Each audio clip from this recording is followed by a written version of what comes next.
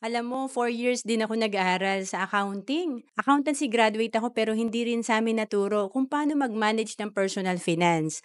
Ang alam lang natin, yung asset, liability, pero sa kumpanya. Karamihan, talagang baon sa utang or unstable ang financial foundation. Kasi kulang tayo sa financial education. Kaya maganda, matutunan natin yung solid financial foundation. Ito yung paano ba magiging matibay ang ating financial house na parang alkansya, na dapat pala meron tayong healthcare, life insurance, walang mga utang, may emergency fund at investment. And paano ba natin masisimulang ma-build ang ating financial foundation? Dito ako nagsimula sa Kaiser, tinatawag na level 1 investing kasi tatlo na agad yung meron ka.